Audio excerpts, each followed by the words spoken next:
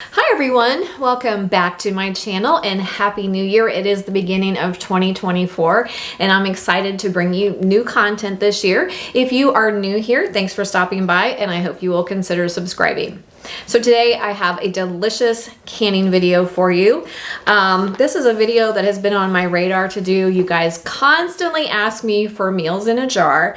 So I think that you will like this one. It's not necessarily a full meal in a jar, but it's a great starter for a lot of things.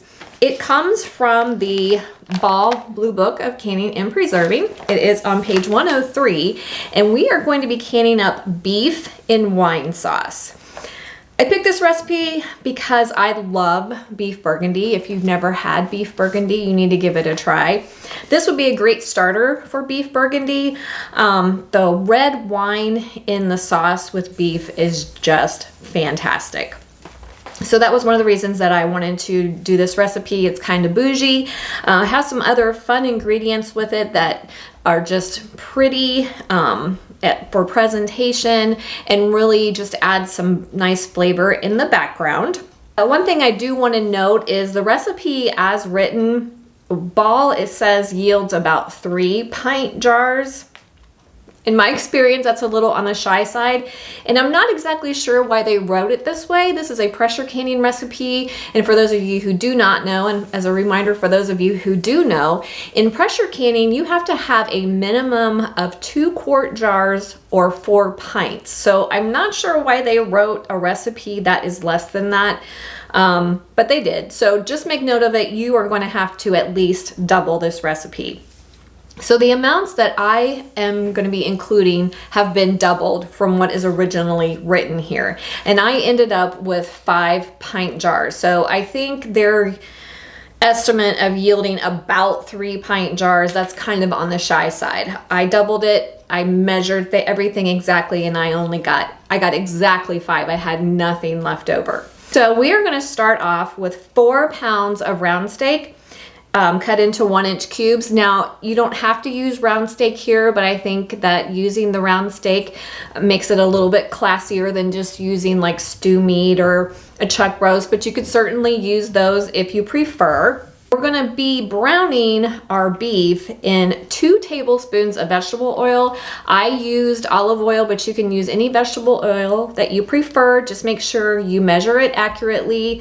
Just as a reminder, we are not, per safe canning guidelines, we are not permitted to add additional fats other than what is included in a tested recipe. This recipe is tested and they want us to use 2 tablespoons of vegetable oil. We're going to need 2 cups of shredded apple. I know it sounds strange, but it's really delicious in the background of our sauce. We're going to need 2 cups of shredded carrot. Again, something a little unusual, except you would see, that's something that you would see in like a beef stew. In this case, it's shredded, so it's just kind of scattered throughout your sauce. Really yummy and pretty. We need 1.5 cups of sliced onions. I used about one, that was about 1 medium-sized sweet onion. We're gonna need 1 cup of water, 1 cup of red wine. Now, for those of you who are not drinkers, these little tiny bottles are convenient to have on hand for cooking.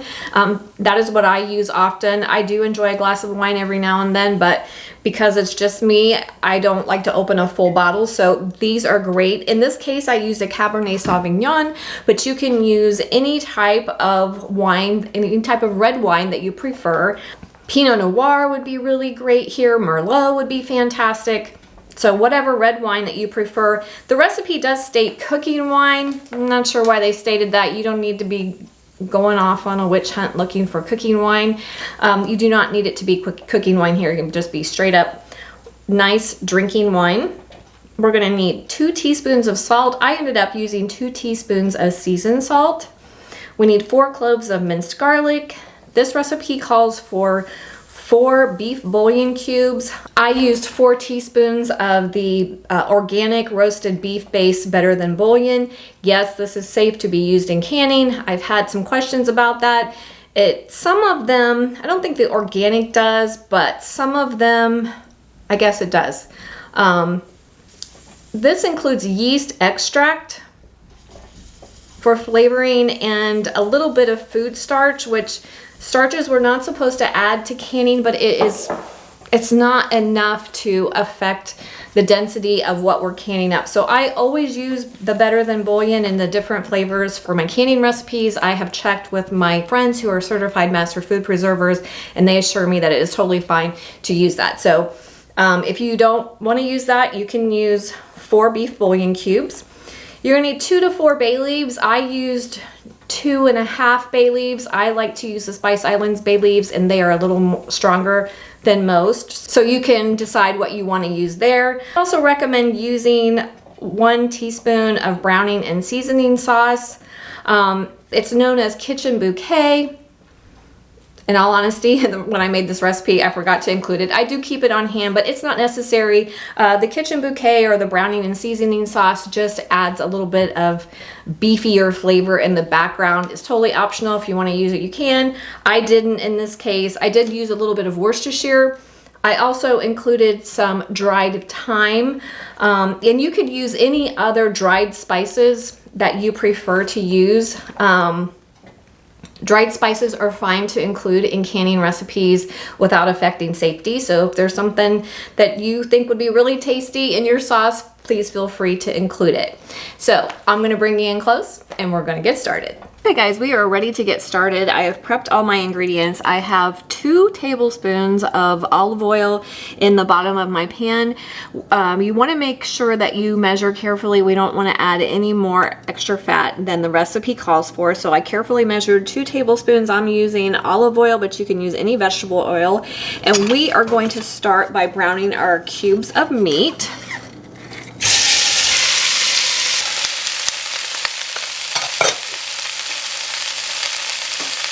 Okay guys, I've browned my meat. You don't want to cook it, you just want to get a little bit of color on it. So now we're ready to add the rest of our ingredients. So I've got my 2 cups of shredded carrots,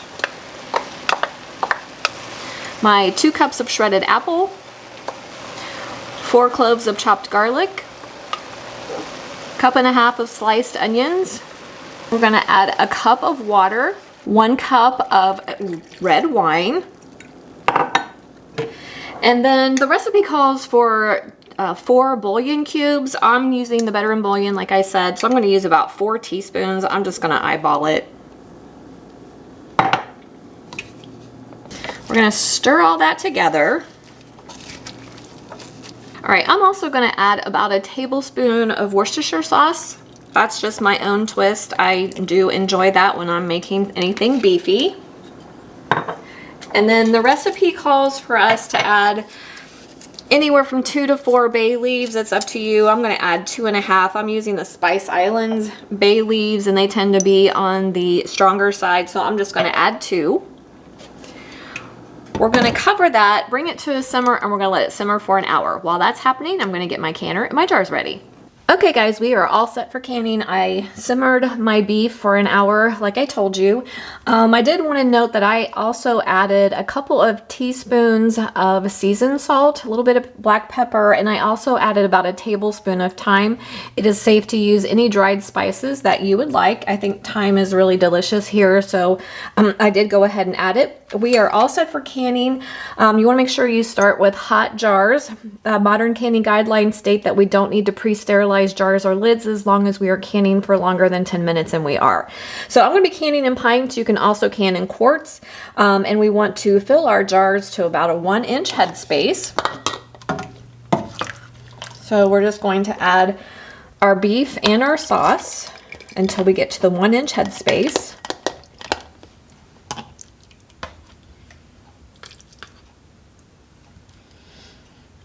All right, and the main thing I would note here is you want to make sure that you have enough sauce to cover your meat in the jars. Make sure there's no meat that's sticking above the sauce. Once you reach your 1-inch headspace, you're going to use a debubbling tool, plastic butter knife, or chopstick to release your air bubbles.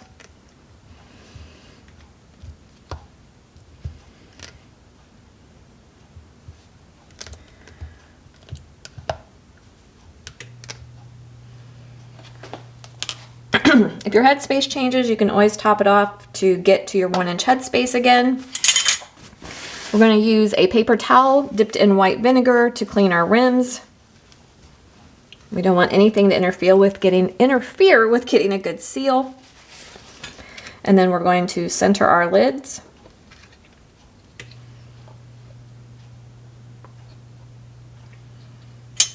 And then add our bands to fingertip tight.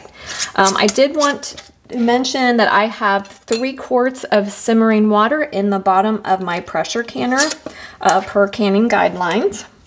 And then in the canner they go. Okay guys, I got 5 pint jars. So I measured very carefully according to all the ingredients, that the amounts all listed in their recipe, and I still only got 5 pints. So you'll have to make some adjustments accordingly depending on how much that you want to make, but the recipe as written doubled for me was about 5 pints. So I have my 5 pint jars in here. I'm going to add the rest of my vinegar. I have about 3 or so tablespoons of vinegar that I had left over that I'm going to put in my canning water. For those of you who aren't aware, if you add a little bit of canning or a little bit of vinegar to your canning water, it just keeps your jars nice and clean during the canning process. It prevents our jars from getting deposits on them during the canning process. So that's why I do that. We're going to go ahead and put on our lid.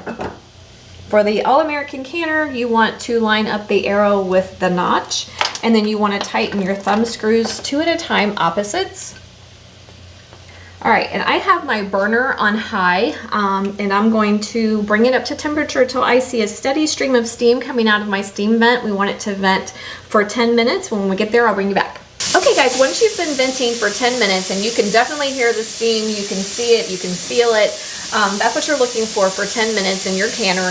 We're going to now add our weight. I am canning at 10 pounds of pressure. Make sure you adjust for your altitude. I have an adjustment table in the description box below. So we're going to go ahead and add our weight. Once my weight starts rocking and rolling, I can start my processing time.